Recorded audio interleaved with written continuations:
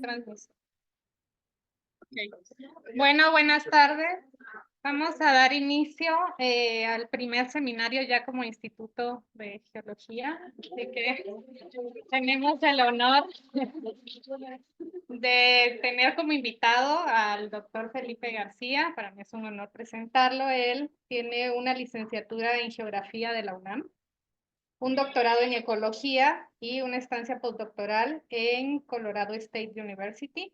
Además, una estancia sabática en IRNA, CSIC, España, y la Universidad de Santiago de Compostela. Actualmente es investigador titular TC en el Instituto de Investigaciones en Ecosistemas y Sustentabilidad de la UNAM, Campus Morelia. Es SNI nivel 3 y PRI-DD. Sus líneas de investigación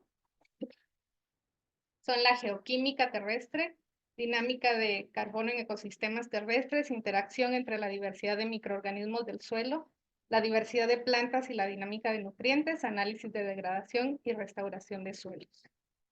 Y tiene una gran producción científica, entre ellos 150 publicaciones, en artículos tanto en revistas nacionales como internacionales, capítulos de libro y pues divulgación. Formación de recursos humanos desde licenciatura hasta posgrado, doctorado. Ha impartido diversos cursos en licenciatura y posgrado y pues ha estado a cargo de diversos cargos honorarios. Así que los dejo con el doctor Felipe García. Muchas gracias, Pati.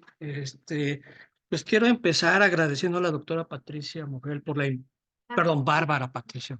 Bárbara, por eso Bárbara Mogel por su invitación a dar el seminario, como a los doctores Mariano Cerca y la doctora Carrión por invitación. Para mí esta es la primera vez que entro al campus Juriquilla, a pesar que el campus Morelia y el campus Juriquilla somos hermanos. Nos crearon más o menos al mismo tiempo. Estamos hablando ya casi de 28 años, creo, que se formaron ambos campus.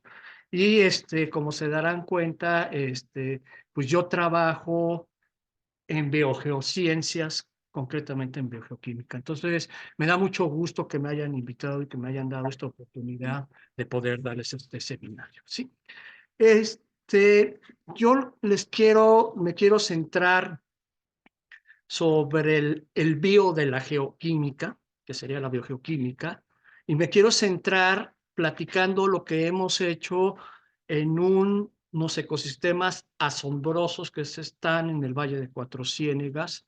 Llevo ya aproximadamente 20 años trabajando ahí, por cuando me invitaron la doctora Valeria Sousa y el doctor Luis Eguiarte del Instituto de Ecología y la doctora Gabriela Olmedo del CIMBESTAF Irapuato, que está aquí sentada hasta adelante, y lo cual les agradezco mucho porque hacen análisis microbiológicos, un enfoque más molecular, ¿no? Entonces, primero les voy a recordar cosas muy generales y después me voy a ir metiendo. Seguramente esta imagen ustedes lo conocen, que es el árbol de la vida utilizando proteínas ribosomales. Y lo que es interesante es que en realidad la mayor biodiversidad está en bacterias, en arqueas, en hongos, y en realidad los eucariotes somos los grupos que representamos menor diversidad, ¿sí? Y esto es importante porque de alguna manera los que inventaron todos los metabolismos celulares básicos fueron estos microorganismos, ¿sí? Y esto tiene implicaciones muy importantes porque si hablamos de los dos principales metabolismos principales, la respiración, que es un proceso de,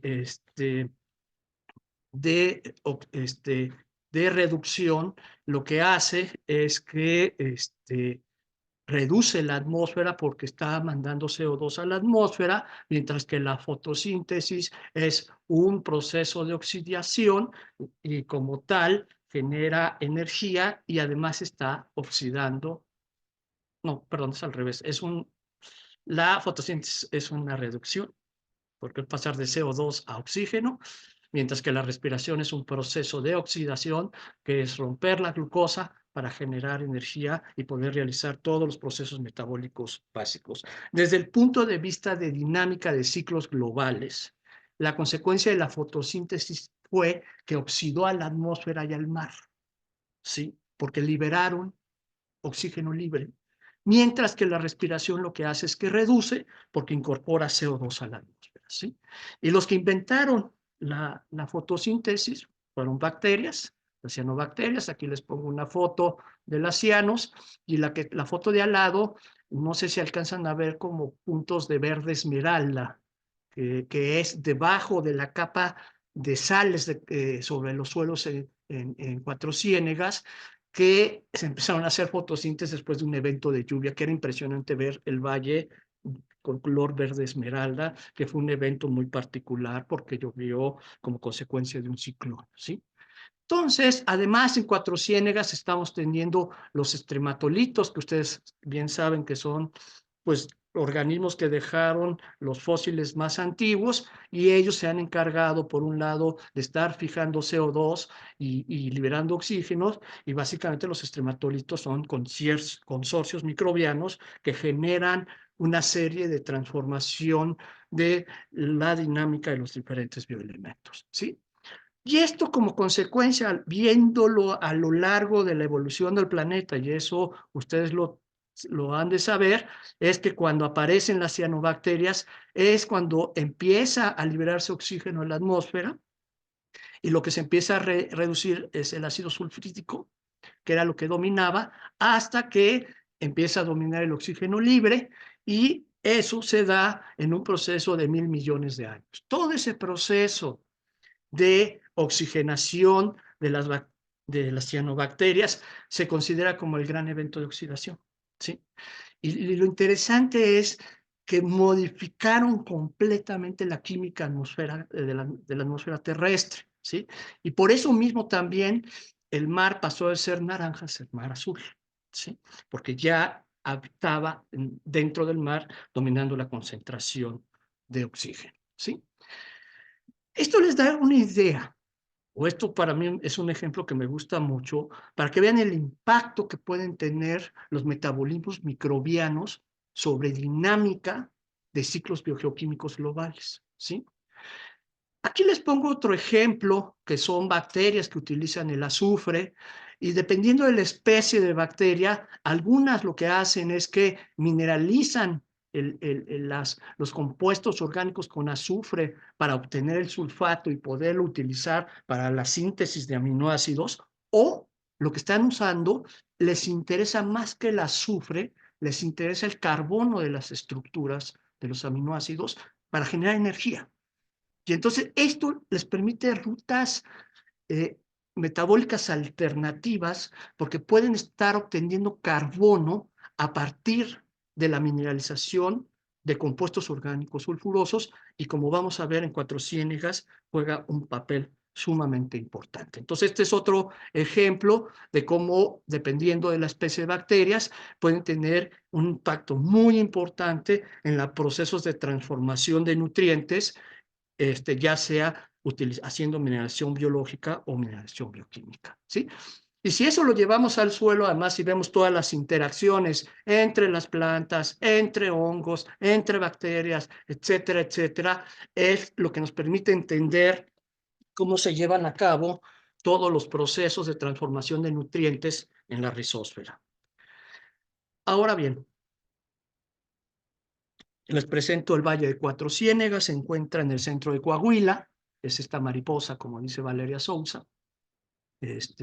Y básicamente, Cuatro Ciénegas está rodeado de sierras, y a pesar de que llueva solamente 300 milímetros al año, tiene cuerpos de aguas y tiene pozas como este tipo, ¿no? Que básicamente la fuente principal de esa agua posiblemente sea agua fósil que surge de la que es colectada en las sierras que rodean al valle, ya sea San Marcos, La Madera, etcétera, etcétera.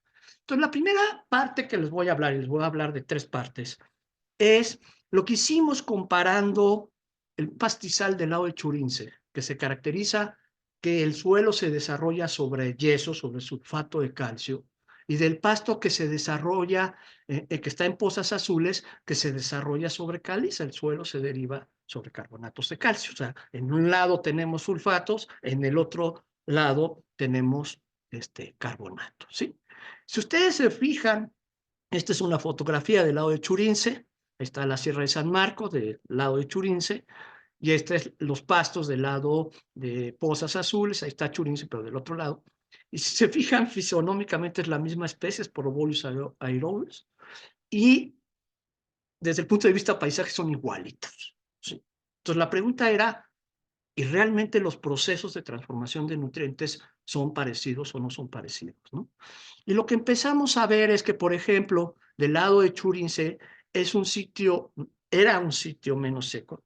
Desafortunadamente, se ha ido secando. El pH era 8.6 comparado al pH 9 del lado de Pozas Azules, que es un sitio más seco, y la relación carbono orgánico disuelto, que es la molécula disponible para la microbiota, es mayor, que es 0.03 contra 0.007. Es decir, el pasto que crece en Churince y todas las comunidades microbianas que crecen en Churince crecen en condiciones de humedad y de disponibilidad de carbono mejores a lo que se estaba dando en Pozas Azules, ¿sí? Y básicamente lo que pasa en Pozas Azules, como son carbonatos, el manto freático se cae, como lo que sucede en Yucatán, ¿sí? Y por lo tanto, las plantas no pueden acceder al manto freático del lado de Pozas Azules, ¿no? Entonces, la idea era entender si estas condiciones ambientales eran diferentes desde el punto de vista de la dinámica de nutrientes. Una característica del valle es que el elemento principal que es limitante es el fósforo, ¿sí? Ni los carbonatos de calcio ni los sulfatos de calcio tienen minerales con fósforo, no tienen apatita. Y por lo tanto, posiblemente el fósforo que se recicla en el ecosistema es lo que mantiene todos los procesos biológicos de cada uno de los lados del valle. Por lo tanto, bueno, por un lado. Por otro lado, debido al pH y debido a que ambos tienen calcios, las fracciones que dominan son las fracciones del fósforo no disponible, es decir, del fósforo ocluido, ¿sí? Estamos hablando de fósforo asociados a fosfatos de calcio, que los cuales representarían este color naranja y el azul, que serían una de las fracciones más recalcitrantes y menos disponibles, cuando las formas disponibles, que son este pedacito de pastel, son muy poquitas, ¿sí? Realmente toda la comunidad biológica de Cuatro Ciénegas tiene que estar batallando para poder obtener el fósforo de alguna manera, sacándolo de las moléculas más estables. La otra gran diferencia es que del lado de Churince, que es del yeso, hay mayor proporción de materia orgánica y por lo tanto el fósforo orgánico es mayor del lado del pastizal de Churince que del lado del pastizal de Pozas Azules, ¿no? Entonces, a manera de moraleja es que tenemos poco fósforo disponible, la gran mayoría del fósforo está en moléculas no disponibles, ocluidas, y que del lado de Churince hay más moléculas orgánicas con fósforo a pesar de que estén en moléculas estables, ¿sí? Entonces, esto es un reto para la vida, porque la vida tiene que generar una serie de mecanismos para poder estar obteniendo el fósforo en forma disponible, ¿sí? Si nosotros comparamos utilizando estequiometría, y en biogeoquímica nos gusta hacer mucha estequiometría, que es establecer las relaciones carbono, nitrógeno, fósforo, es decir, lo que queremos ver es cuánto fósforo hay en proporción al carbono y nitrógeno, ¿sí? Entonces, si ustedes se fijan, el relación carbono, nitrógeno, fósforo del lado de Churince es menor, es 329 carbonos por unidad de fósforo, mientras que acá, no, 329 unidades de fósforo por unidad de carbono, mientras acá es 366. Esto les quiere decir que a nivel de ecosistema, Churince puede estar enriquecido de fósforo relativamente con pozas azules, ¿sí? Pero eso coincide con los cocientes de los pastos, de la biomasa aérea. Estamos hablando de 1349 carbonos por unidad de fósforo, mientras que acá el valor es 1668. Si ustedes se fijan, en este caso, los pastos de pozas azules están empobrecidos de fósforo en relación a Churince. Y lo que llama más la atención es que si hay más fósforo del lado de Churince, ¿por qué los cocientes de la biomasa microbiana son más altos? Es decir, están empobrecidos de fósforo, mientras que la biomasa microbiana de pozas azules está enriquecida de fósforo.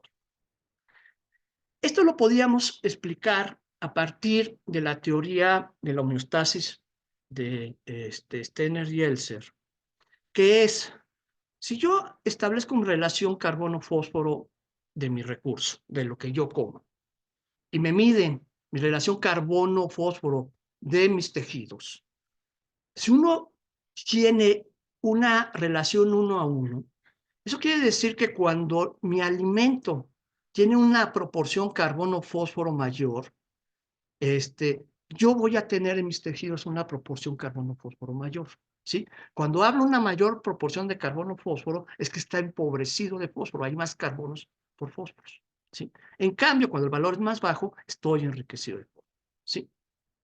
Sin embargo, hay algunos organismos que independientemente de las relaciones estequiométricas de su alimento, no hay una modificación de su estequiometría, ¿sí?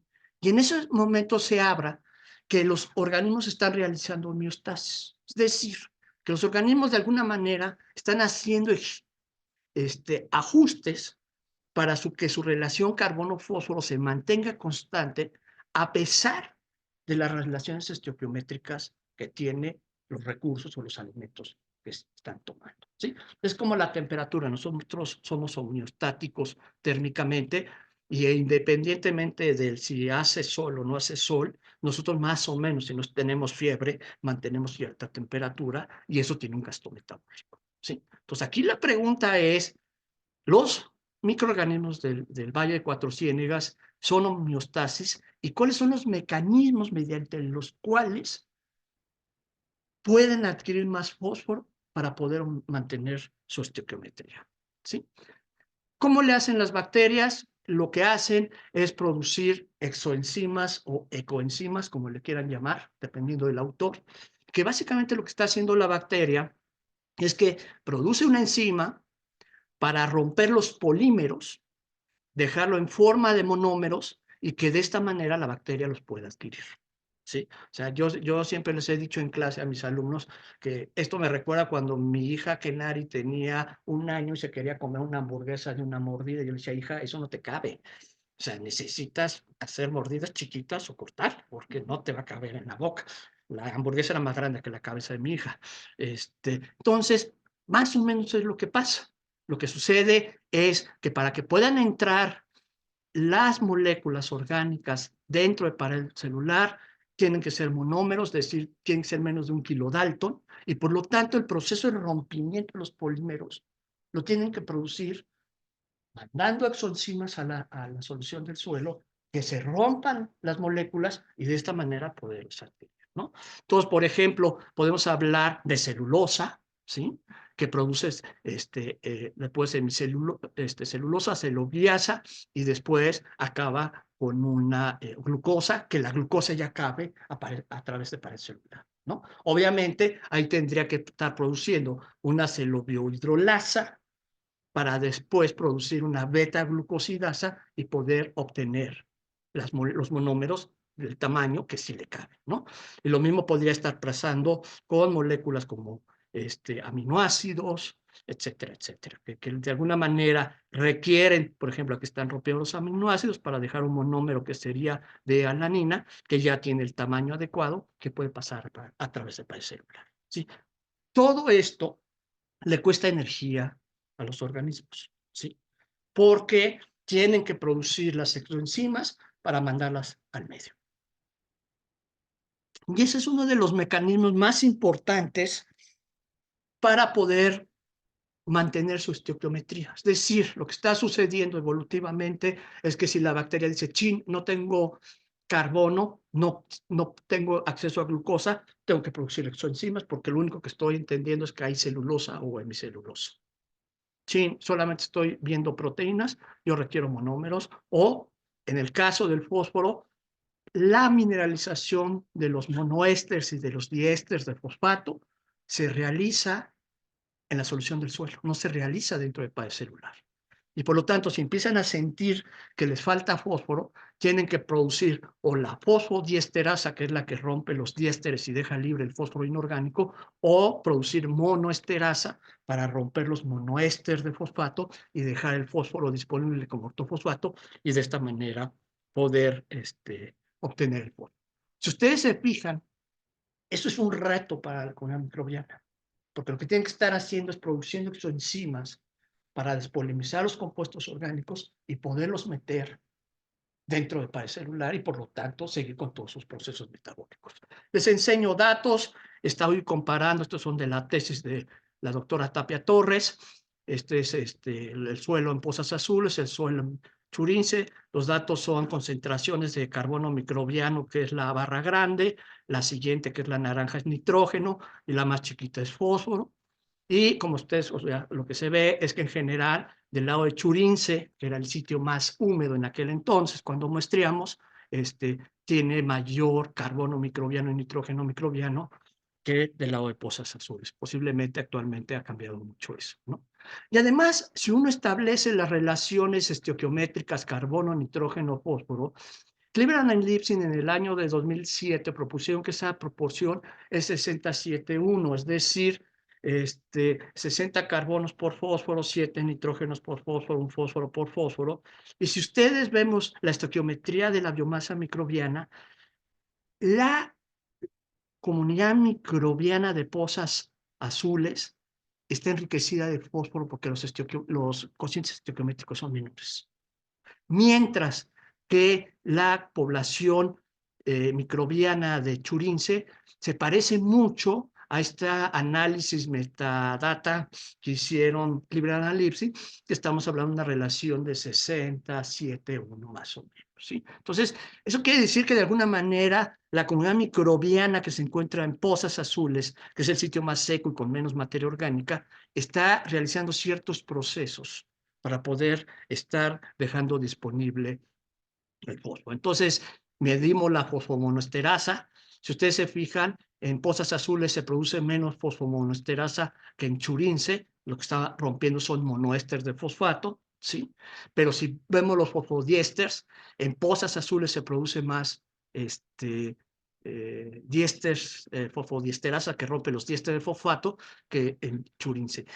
Y eso es muy interesante porque yo cuando recién estaba empezando a ir a Cuatro Ciénegas, Valeria decía que las bacterias eran como sopilotes o chacales, que porque en realidad reciclaban los mismos nutrientes que contenían la misma comunidad microbiana, ¿sí? Y hablar de fosfodiéster, estamos hablando básicamente de DNA, RNA, fosfolípidos que están en pared celular para mantener turgencias y posiblemente el estar produciendo fosfodiesterasa en Pozas Azules, la estrategia es estar reciclando el fósforo que tiene la misma comunidad microbiana y por lo tanto establecer un mecanismo como de retroalimentación para poder mantener la estequiometría a nivel de comunidades. Hay otra enzima que es muy importante, que es la fosfonatasa. Lo que hace es que la fosfonatasa rompe los fosfonatos. Y los fosfonatos, ahora seguramente han oído todo el rollo del glifosato. El glifosato tiene fosfonatos, que son moléculas orgánicas muy estables con fósforo. Y de hecho lo que hace el glifosato es que engaña a las plantas. Y cuando las engañan, sobre todo lo usan como herbicidas, pues se mueren, porque les meten un fosfonatasa, un fosfonato y rompe el proceso de síntesis de proteínas. Y por eso echarle el glifosfato evita que crezcan las hierbas. ¿Sí? Entonces, en realidad, bueno, inclusive hasta lo usan como arma química los fosfonatos, ¿no?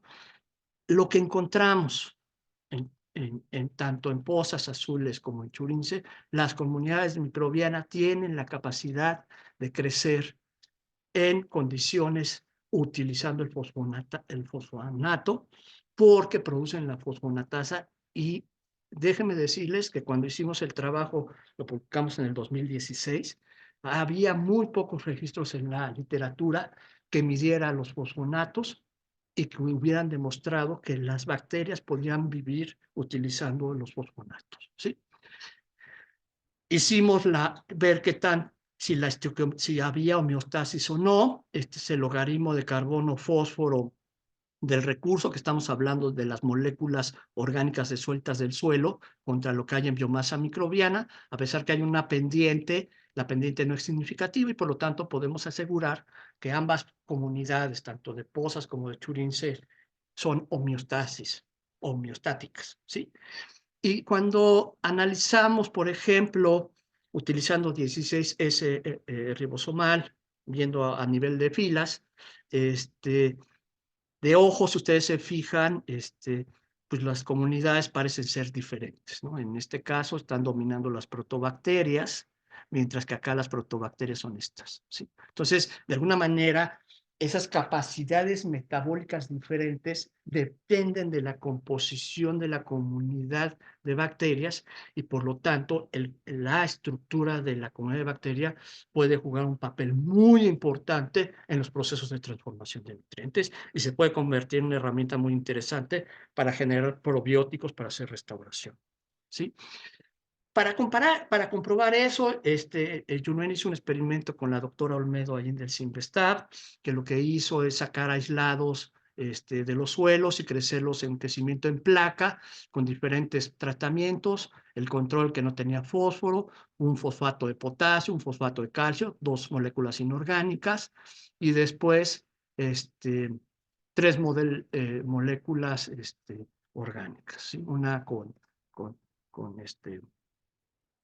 eh, lo que encontraron en el crecimiento, encontraron que en particular las muestras en Churince crecían más las comunidades y en pozas azules cuando el sustrato era DNA, mientras que no crecían lo mismo en el caso de Churince y pozas azules cuando se le metía una forma inorgánica disponible que era el fosfato de potasio. O sea, uno esperaría que si tú le pones el fosfato de potasio mineralizado, ya no tienen que mineralizar el DNA y por lo tanto deberían de crecer mejor, pero no, las bacterias dicen no, nos gusta más el DNA y crecieron más en DNA. Y de hecho lograron crecer en los fosfonatos, ¿sí? Después hizo este análisis en el cual lo que encontró es que los círculos externos son si hubo crecimiento o no, dependiendo, bueno, determinó cada una de las cepas con biología molecular e hizo el árbol. Y entonces el círculo externo es el control sin fósforo, después viene con fosfato de calcio y así hasta llegar al DNA que sería, perdón, va desde el fosfato de potasio que es el interior hasta el exterior que es sin fósforo, el segundo es el DNA, y lo que encontró es que había ciertas cepas que solamente crecía con muy pocas moléculas, como en este caso, que eran DNA, pero había cepas que crecían en todas las moléculas. Y eso se llama bien público, porque lo que quiere decir es que hay cepas, hay especies de bacterias que lo que pueden hacer es producir una batería de enzimas que le permite romper las moléculas de diferentes tipos de moléculas de fósforo, lo cual se va a beneficiar toda la comunidad del suelo porque el producto va a ser un ortofosfato disponible, ¿sí? Estas bacterias que le llaman bien público son como las bacterias focales para poder producir probióticos para restaurar la disponibilidad del fósforo en sistemas degradados, ¿no? Ahí sí los microbiólogos se los tendría que explicar, yo soy biogeoquímico, ¿no? Pero ese es un ejemplo de cómo uno puede determinar microbiológicamente cuáles serían las especies de bacterias ideales para estar produciendo biotecnología para hacer restauración o manejo agrícola o lo que ustedes quieran, ¿sí? Entonces, las conclusiones que llegamos es que los microorganismos desarrollan distintas estrategias para adquirir fósforo, manteniendo así su homeostasis y dependiendo de su información genética. No todas las bacterias pueden hacer todo. Hay especies de bacterias que pueden representar un bien público y que benefician la disponibilidad de nutrientes de toda la comunidad. Y la disponibilidad de fósforo en el suelo depende de las capacidades metabólicas de la comunidad microbiana y, por tanto, de su información genética. Ahora paso a otra escala. Bueno, voy a seguir hablando de biogeoquímica y microorganismos, pero ahora lo que me interesaba saber es qué pasa con la variabilidad climática en el contexto de cambio climático. ¿Sí? O sea, qué tan resilientes pueden ser las comunidades microbianas y qué tan resilientes pueden ser los procesos de transformación de nutrientes en el suelo bajo variabilidad climática. Y de esta manera estamos hablando si la disponibilidad de nutrientes en el suelo es resiliente o no para la vegetación. Esta es una foto de Laguna Intermedia en el 2010. Había agua, yo logré conocerla con agua, y ya en el 2011 ya no tenía agua, y ahora hay pastos, ¿no? O sea, el proceso de manejo ha llevado a un proceso de sequía muy fuerte sequía edáfica dentro del valle, ¿no? Y básicamente lo que explican la entrada de agua a Cuatro Ciénegas, que son estas dos doritos que están aquí, pues básicamente son ciclones tropicales del Golfo. Hay años que el Alex, por ejemplo, le pegó muy duro a Monterrey, metió mucha agua a Cuatro Ciénegas.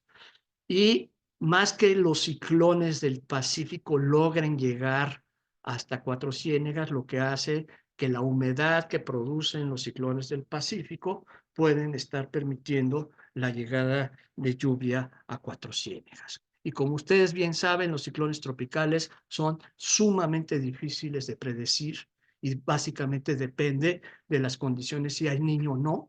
Es decir, estamos hablando si el Océano Pacífico se está calentando o no, ¿sí? Entonces, lo que pasó el año pasado es que el Pacífico está muy caliente, estuvo muy caliente, y la alta presión nos la pusieron arriba del país. Y de la alta presión es donde salen los vientos y por lo tanto no pueden entrar vientos. Y eso se rompió hasta cuando empezó a llover, que fue julio, en vez de empezar a llover en junio. Ahora tenemos la misma circunstancia. Tenemos un Pacífico muy caliente y tenemos la alta presión sobre México. Esa alta presión debería estar sobre el Pacífico. Entonces, si está sobre el Pacífico, de ahí saldrían saliendo los vientos y permitiría entrar humedad al país, ¿no? Entonces, lo que estamos viviendo ahora es consecuencia del Niño, porque tenemos un océano Pacífico sumamente caliente. Haciendo un análisis no sé por qué se ve lo de arriba, pero bueno, de una serie de datos de 1940 al 2020, datos meteorológicos de Cuatro Ciénegas, y aplicando una serie de indicadores sobre si el año era húmedo o seco. Este es un análisis mensual. Lo que ustedes se fijan es que en la década de los 40-50, en realidad sí había niño, que serían las zonas secas, los colores amarillos, pero no eran tan intensos, ¿sí? Y a partir de los años 90 se ha reducido el grosor de los meses húmedos y se ha incrementado el grosor de los meses secos. Seguramente si hubiéramos incluido el año pasado, pues eso sería un rojo intenso porque sería un año muy seco, ¿no? Entonces, a lo que llegamos es que hay una alta variabilidad climática. Analizamos la frecuencia de temperaturas mínimas y máximas. Vimos que las mínimas se han incrementado entre 1977 y 2013 con el periodo anterior, es decir, los inviernos son más fríos de como eran antes y los veranos son más calientes de como eran antes. ¿sí? Cuando uno hace las tendencias de que si se ha incrementado la temperatura, no es estadísticamente significativo.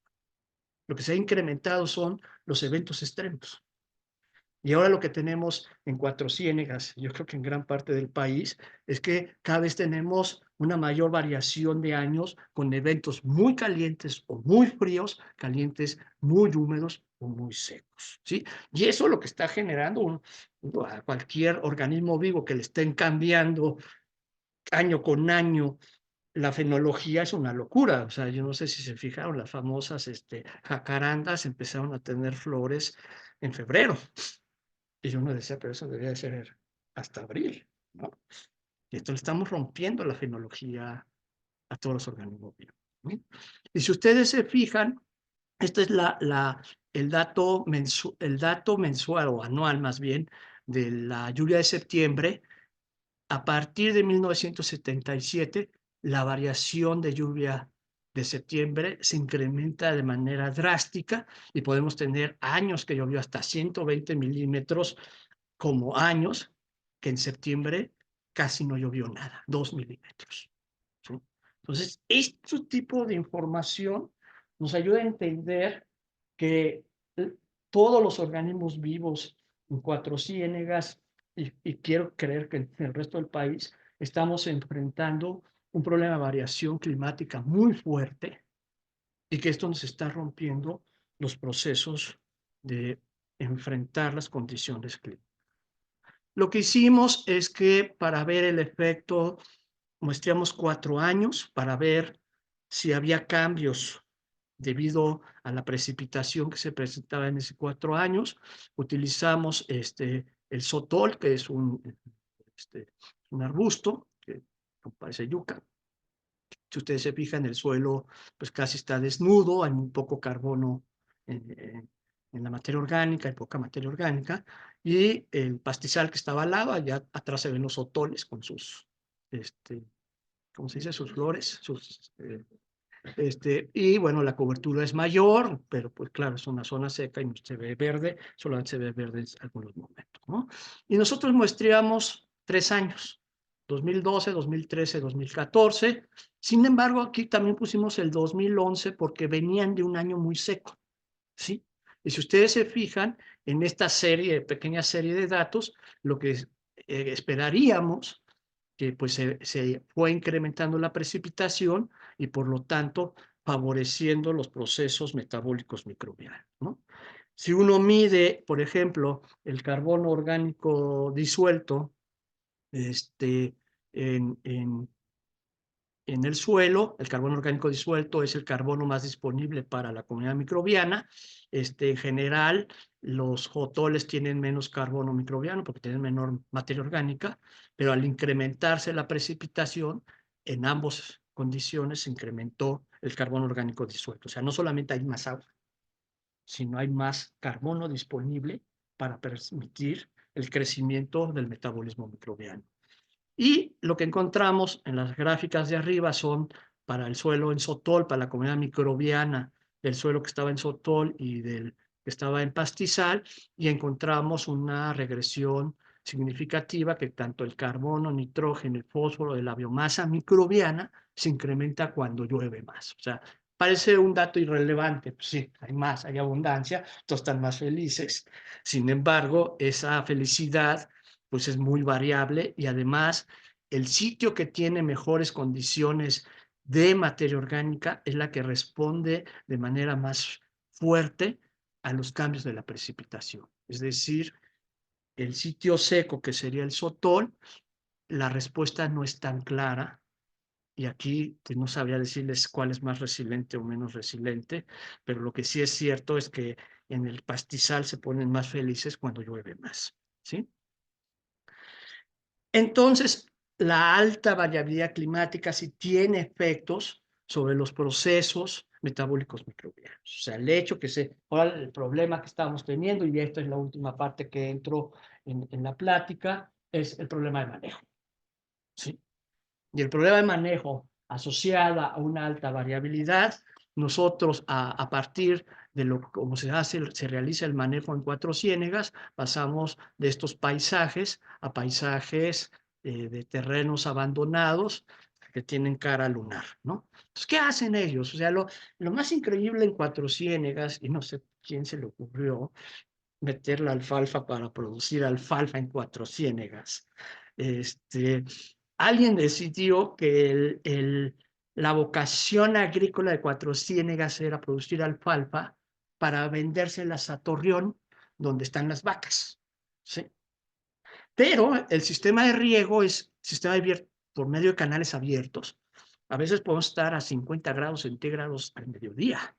Estamos hablando de un calor de en serio. Y la manera de riego es por inundación. No es, entonces lo que hacen, porque no son de bajo presupuesto, los ganaderos que tienen presupuesto se utilizan aspersores, que también es un error usarlos, porque yo creo que ni toca el suelo el agua. Pero lo que hacen básicamente generan un paisaje de esto. Es como si fuera una rosal, ¿no? Terrenos inundados que lo que hacen es que les dicen, tú hoy puedes inundar porque te vamos a dar chance hasta dentro de una semana.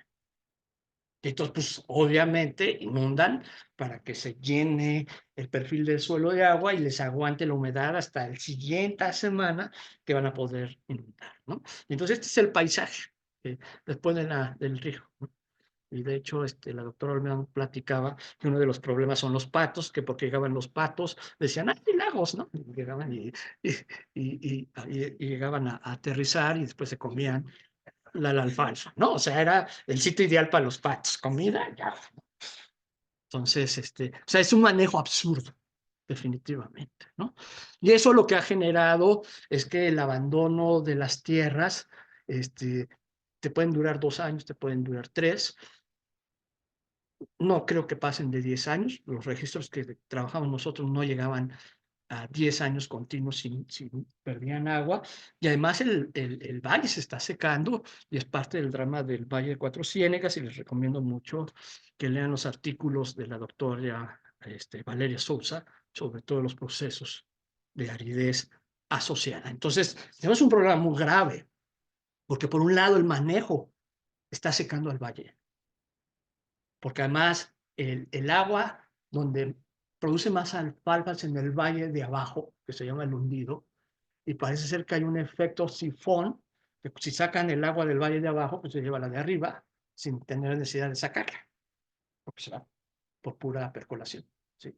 Entonces tenemos el problema de aridez por manejo y tenemos el problema de la variabilidad climática. ¿Sí? ¿Qué hemos encontrado? Lo que hicimos es que trabajamos con 3 condiciones, una parcela con pasto natural, que eran las de pozas azules, una parcela cultivada con alfalfa y una parcela abandonada, tenía 30 años de abandono, porque ya no crecía nada. ¿Sí? Y básicamente lo que estoy presentando aquí es el pH y la conductividad hidráulica. Si ustedes se fijan, el pH cuando hay manejo se reduce, se reduce levemente la alcalinidad y después se incrementa cuando es abandonado, pero lo que llama mucho la atención es cómo la conductividad eléctrica se incrementa sustancialmente con el abandono. O sea, lo que está pasando es que cuando hay riego, pues el agua lixiria todas las sales y las mete dentro del perfil. Cuando se acaba el riego, por evaporación, te deja todas las sales en la superficie del suelo y eso genera condiciones de salinidad extrema. Y por eso mismo llega el momento que no crece nada, ¿no? Medimos los nutrientes, los disueltos orgánicos, los disponibles, amonio, nitrato, biomasa microbiana, los cocientes y la actividad de la fosfatasa. Y lo que encontramos es que algunos nutrientes, como por ejemplo el caso del nitrato, se incrementa en condiciones de manejo y de abandono, pero otros nutrientes, como sería el caso del amonio, sí se incrementa con el manejo porque están fertilizando con nitrato de amonio, pero cuando se recupera, no llega, bueno, aquí tiene valores parecidos, pero por ejemplo, la actividad de la fosfatasa, que es muy importante para que las comunidades microbianas tengan fósforo, se incrementa cultivado, pero se reduce significativamente en condiciones de las parcelas abandonadas, ¿sí?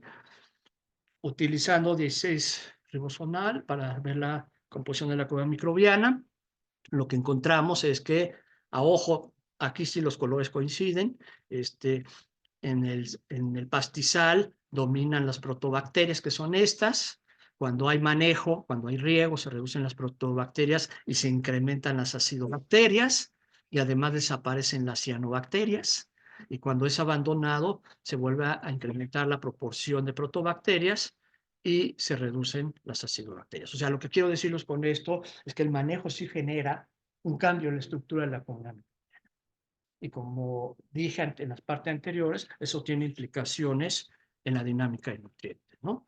De manera de resumen, el tamaño de la caja representa la magnitud de cada una de esas formas distintas de nutrientes. Estos son los disueltos.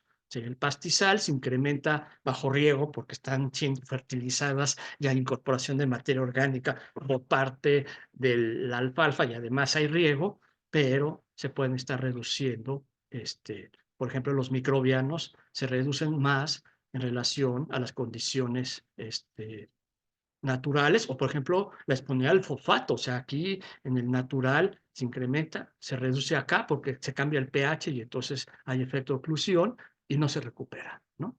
Y lo que llama más la atención es que, si ustedes se fijan, el nitrato aquí es muy chiquito, ¿sí? Y el nitrato es un elemento, es un nitrógeno disponible, que es muy fácil que se pierda. Se puede perder vía lixiviación. O sea, el nitrato no se puede pegar a las arcillas como lo hace el amonio. Entonces, si el agua se está percolando, se está yendo el nitrato. Y ese es el problema de eutroficación de cuerpos de agua pegados a zonas agrícolas con fertilización, ¿sí? Porque entra mucho nitrato. Pero también se puede perder el nitrato por gas, por volatilización, porque cuando se reduce el carbono orgánico disuelto, las quimiotróficas son las que empiezan a trabajar, y entre ellas las nitrificantes, que lo que están utilizando es el amonio, lo están oxidando, y al oxidar, lo que es para obtener energía, incrementan la concentración de nitrato, y entonces, o inclusive, lo pueden convertir en gases nitrogenados, que son gases de efecto invernadero, ¿no? Entonces, aquí lo que es preocupante desde el punto de vista del manejo, en el caso de Cuatro Ciénegas, es que en el abandono, bueno, con el manejo se incrementó el proceso de nitrificación y se quedó el proceso de nitrificación como el proceso dominante de la transformación de las moléculas con nitrógeno orgánico en el suelo, ¿sí? Y eso, algo se rompió, que posiblemente sea la presencia de ciertas bacterias, que no ha permitido poder recuperar la dinámica del nitrógeno con una dinámica virtuosa o digamos cerrada que se está reciclando dentro del sistema. Ustedes bien saben que el nitrógeno, una vez que se va a la atmósfera, bye bye, ¿no? A ver quién lo baja más que las que pueden hacer fijación de nitrógeno. Si no, hay que utilizar fertilizantes nitrogenados, ¿sí? Por último, ya con esto termino, hicimos un experimento, la tesis de la doctora Chávez Ortiz de Pamela, porque si el fósforo era limitante para el valle, lo que queríamos entender era, ¿qué pasa si sacamos muestras de una parcela agrícola, las llevamos al laboratorio, las metemos en unos frascos, ¿qué pasa si algunas las, las fertilizamos con moléculas, diferentes moléculas con fósforo, tanto orgánicas como inorgánicas, para ver si las bacterias, la comunidad microbiana, les parecía igual que fuera un fosfato orgánico o un fosfato inorgánico? Esto tiene implicaciones muy importantes desde el punto de vista del tipo de fertilizantes que se usan, ¿sí? Porque ustedes pueden utilizar, por ejemplo, un fosfato de calcio, que es el que usan, un monofosfato de calcio, que es lo que usan los agricultores de Cuatro Ciénegas, lo que pueden estar favoreciendo, no solo, bueno, meten fósforo, pero ese fósforo también está liberando calcio, y el calcio es un catión alcalino, y por lo tanto el pH lo va a hacer más alcalino. Y al hacerlo más alcalino, posiblemente el fósforo ingresado por fertilizante va a acabar siendo un fosfato de calcio, que eran las fracciones menos disponibles que les ponía al principio. ¿Sí? O sea, a corto plazo estás favoreciendo la entrada de fósforo, pero a mediano plazo, a lo mejor lo que estás favoreciendo es que ese fósforo quede ocluido, que no quede disponible. ¿Sí? Y de hecho, hay un trabajo que hizo Yareni Perrón, un postdoc, que lo que encontró, que además ella le estuvo incorporando al suelo diferentes concentraciones de fósforo, y a la conclusión que llegamos es que ese suelo es insaciable, traga fósforo como loco. O sea, puedes estar en chille, chille, chille, chille fósforo, y claro, no queda disponible. O sea, le tienes que echar demasiado para que quede disponible, y la gran mayoría se va a precipitar como fosfatos de calcio. Allí vienen las estrategias de fertilización. O sea, no pueden fertilizar cualquier suelo con cualquier cosa. Entonces nosotros queríamos experimentar, me fui por otro lado. Nosotros queríamos experimentar con moléculas reactivas para ver cómo le hacía la comunidad microbiana, ¿no? Entonces tenemos un control, el fosfato monoamonio, que es el fertilizante que utilizan los productores, un fosfato de calcio, que estos dos son fósforos inorgánicos, el RNA, que ya habíamos visto que sí les gusta el RNA, pero también un monoéster de fosfato, y un fitato, que sería una molécula orgánica más compleja, ¿sí? Y lo que encontramos es esto. Le pusimos a incubar, y lo que encontramos es que cuando el control, en este caso, esto es el cociente carbono-nitrógeno del recurso y de la biomasa, y este está mal, pero aquí sí, no, y aquí es carbono-nitrógeno, y lo que encontramos es que en el caso del control no hay homeostasis, en el caso del fertilizante que utilizan sí hay homeostasis, en el caso del fosfato de calcio sí hay, en el caso de fitato no hay homeostasis. O sea, la comunidad no entiende qué pasa con el fitato, los otros sí los puede resolver, pero cuando hacemos el cociente carbono-fósforo, otra vez el fitato no saben qué hacer con el fitato, y las otras formas como que la comunidad puede mantener su estequiometría más o menos parecida. Sin embargo, ¿cuánto le cuesta a la comunidad? Y uno puede medir lo que se llama el uso eficiente de carbono. Es decir, ¿cuánto carbono utilizo yo para producir más células, producir más biomasa? ¿Y cuánto carbono lo tengo que usar para actividad básica? Respirar y producir enzimas y otros productos que están aventando al medio, ¿sí?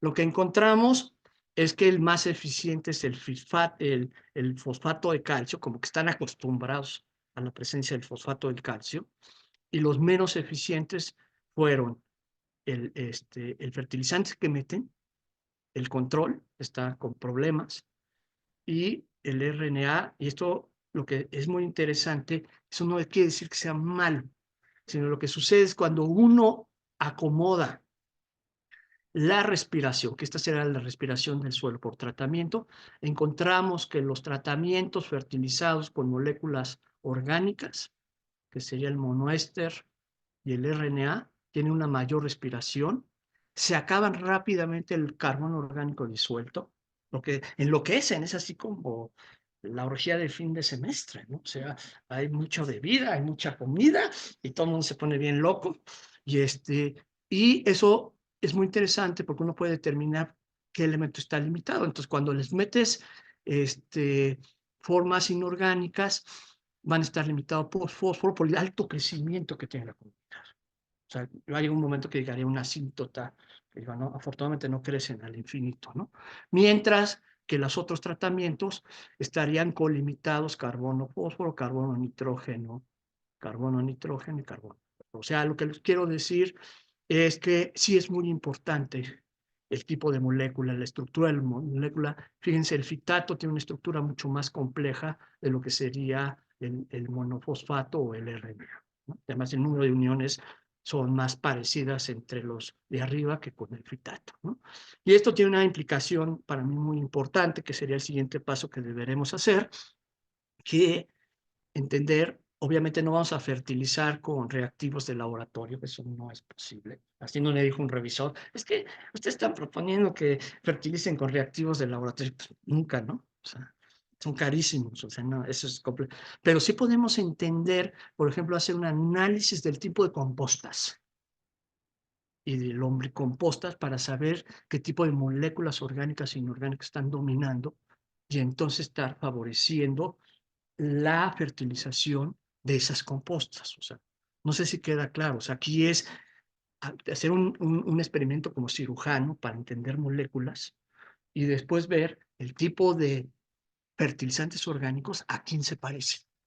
Y eso sí es económicamente viable.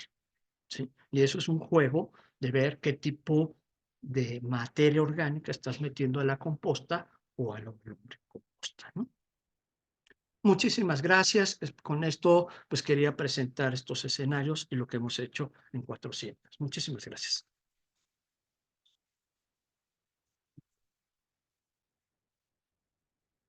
Muchas gracias. Interesante charla. Una pregunta. Sí, gracias. Eh, sí, quería hacer unos comentarios respecto al manejo de vehículos que están haciendo mis patrocinadores. El año pasado tuvimos la oportunidad de participar en el de sanciones de desierto. Y la gran mayoría de proyectos que mostraban que se estaban haciendo, pues eran muy prácticos, ¿no? O sea, tenían unas implicaciones directas para la industria, bioreactores, biodigestores, tenía todo.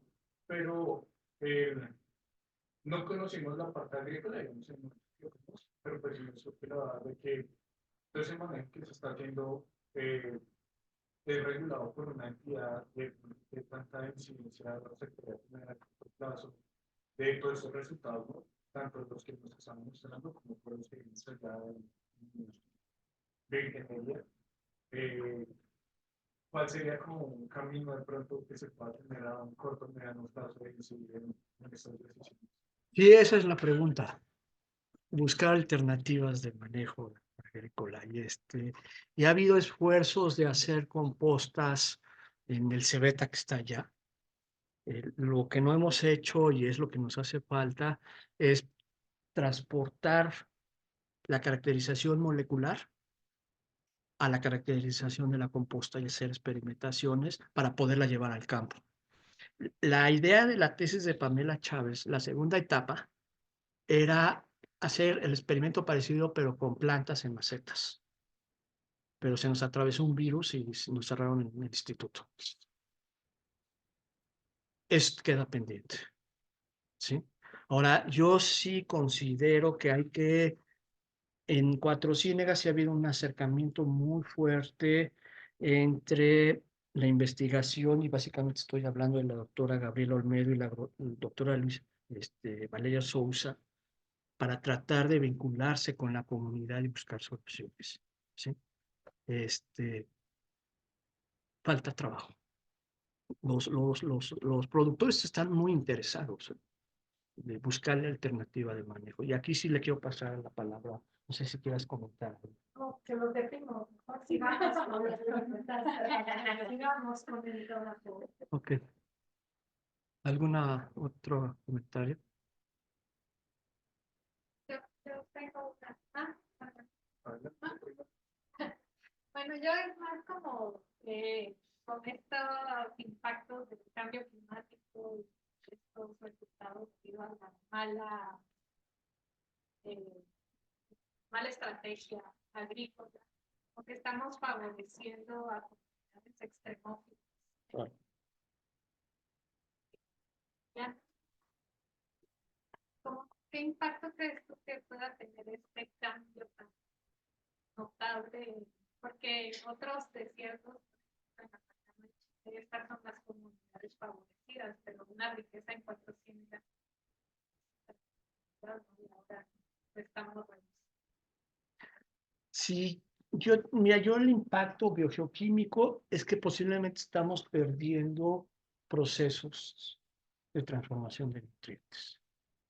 Que no sé si las extremófilas hagan todo, o sea, no creo que cumplan con toda la batería genética para producir todas las enzimas, para producir tanta carne sobre. Entonces, lo que sucede es que puede haber un proceso de empobrecimiento y el problema es qué vamos a hacer después para recuperar. Mientras haya biodiversidad, hay esperanza, yo digo, porque tienes los genes y tienes a los organismos vivos y de alguna manera el punto que enfoco con la pregunta que me hacían hace rato, en desarrollar biotecnología, probióticos, para poder ver cómo se recuperan esas comunidades con las condiciones actuales, ¿no? Yo creo que esa es una cosa muy importante. Me acuerdo de la tesis de Sonia que trabajó en micorrizas en Chamela y ella encontraba que después tenía la comunidad de micorrizas, después venía la rosa tumba y quema y después lo vio como a 11 años de manejo con un potrero. Y sí, cuando se hacía la rosa tumba y quema y metían los pastos, la diversidad se incrementaba porque se incrementaba el fósforo disponible.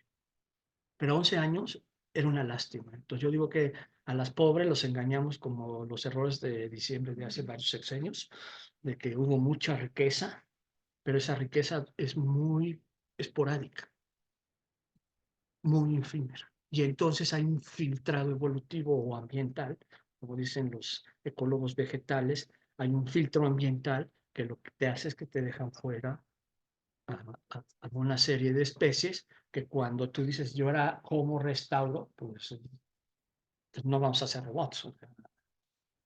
A mí lo que me parece más trágico de la pérdida de la biodiversidad es la pérdida de genes y de capacidades metabólicas, ¿no? Eso es lo que yo entiendo. Sí. Muchas gracias.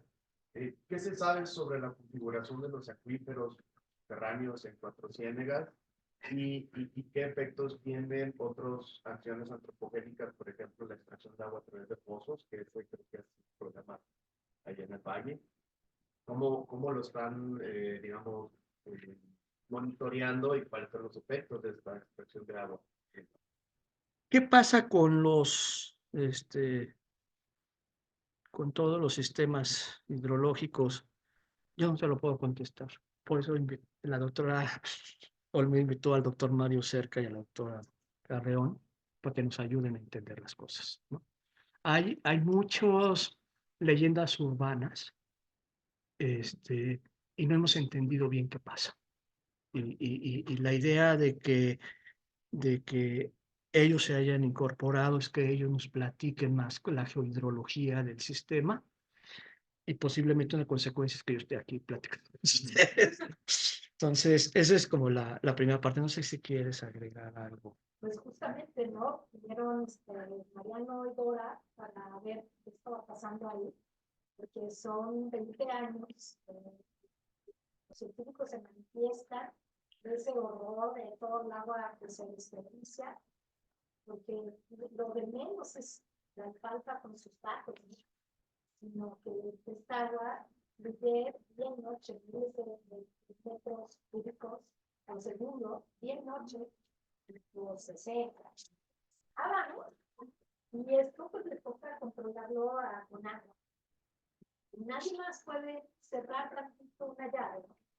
Y con agua no se mete, es un rollo político muy fuerte, de muchos años, teniendo que si posible días y las leyes, pero al final la gente que no tiene problemas son los que tienen sus pozos y su alfalfa. Les va de bien. Y luego la gente a la que un poco preguntamos, porque esa es la del agua y que se luego rodado, muy pocos equidatarios, chavísimas su cultura, muy pobres. Entonces es agua que además se desperdicia inútilmente, ¿no? Sería mucho más justable pagarles por servicios ecológicos de no la uses, no sirves esto, y buscar, entre tanto, esas alternativas, ¿no? O sea, no sé, pasen, nopales, todos lo que sea. Pero la pregunta es, si 20 años no dieron para que se hiciera nada, pues ¿cuántos años más le damos? En 20 años ya es muy tarde. O sea, esos 20 años todavía había un poquito de esperanzas. Con Mariano y Dora justamente fuimos a ver en el Churice ¿en dónde está el agua? O sea, que ya no hay agua, no la veo, pero ¿dónde está? ¿No? ¿Qué tan profundo? Y ellos encontraron que estaba a 2.38 metros. Pero bueno, comparado con la boca de Ciudad de México, no está tan mal. Todavía lo recuperas, ¿no? O sea, que todavía 2,5 metros, pues cierras la compuerta y en unos años algo de agua tienes. La pregunta es si de veras se va a hacer algo, o si en unos años van a ser 4 metros, 5 metros, o sea, hasta donde llega. Y como dice Felipe, bueno, ¿cómo ha cambiado esto? Los nutrientes, el agua, la biodiversidad, lo que tú dices, no recuperar los procesos. Sí, porque además ese es un punto muy importante. La solución no es volver a meter agua, porque ya rompiste procesos, ya perdiste especies. Entonces, o sea, es grave. El problema integrado es más grave, porque tenemos pérdida de agua, tenemos pérdida de biodiversidad y tenemos pérdida de procesos. Y va a ser más costoso recuperar. Por ejemplo, poder restaurar suelos salinizados es casi imposible, porque tienes que regar. Pero si hace la temperatura que hace en verano, 4 ciénegas, lo que le echas te regresa más sal arriba, ¿no? Entonces, aquí habría que pensar en una manera integrada, jugando al paisaje, viendo qué cosas tiene que derivarse a otras condiciones de equilibrio. No es sencillo. Yo les digo a los chicos de la carrera de ecología de allá de la Inés de Morelia, pues es el reto de ellos, que ellos van a tener que diseñar cómo demonios vamos a tratar de hacer restauración. Ahora el reto es restaurar, ¿no? Y también a ustedes ya les va a tocar, ¿no? O sea, no es algo que me acuerdo cuando yo hacía la carrera, cuando la Tierra era plana, en la carrera de geografía, que decían, no, ay, a sus nietos les va a tocar. No, ya nos está tocando a todos. Digo, o sea, ¿qué está pasando con el niño ahorita, ¿no? Y nos lo dijeron hace 10 años, lo del IPCC. Dijeron, ojo, cuando lleguemos al 1.5 grados centígrados, ya valimos. Entonces, pues ya llegamos. Entonces sí es muy importante. Sobre tu segunda pregunta, no solamente la extracción de pozos, sino la extracción de agua con canales del valle, que era lo de cerrarle la llave. O sea, no solamente es la evaporación por estos sistemas ineficientes de producción agrícola, sino que mucho del agua que se produce en Cuatro Ciénegas lo sacan a otros valles. Llueve 300 milímetros al año. 1 milímetro es 1 litro por metro cuadrado. 300 milímetros al año son 30, que son 10 cubetas de 30 grados, de 30 litros para trapear. 10 cubetas para todo un valle. Es patético. O sea, yo cuando lo piensas como en cuántas cubetas cabe de esas para trapear, son 10. Lo que llueve, la media anual. Y bueno, el año pasado es preocupante, ¿no? Muy preocupante. Gracias por Muchas gracias. Quiero entregar el reconocimiento al doctor Felipe García. La verdad, muchas gracias por haber hecho el viaje a Morelia acá para acompañarnos y presentarnos tan bonitos, a la vez preocupantes, pero muy bonitos. Muchas gracias. No, muchas gracias.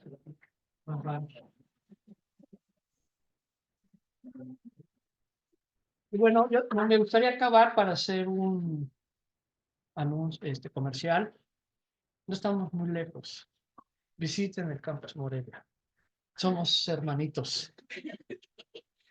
Visítenos y bueno, por eso queremos. O sea, muchísimas gracias por su atención. Muchas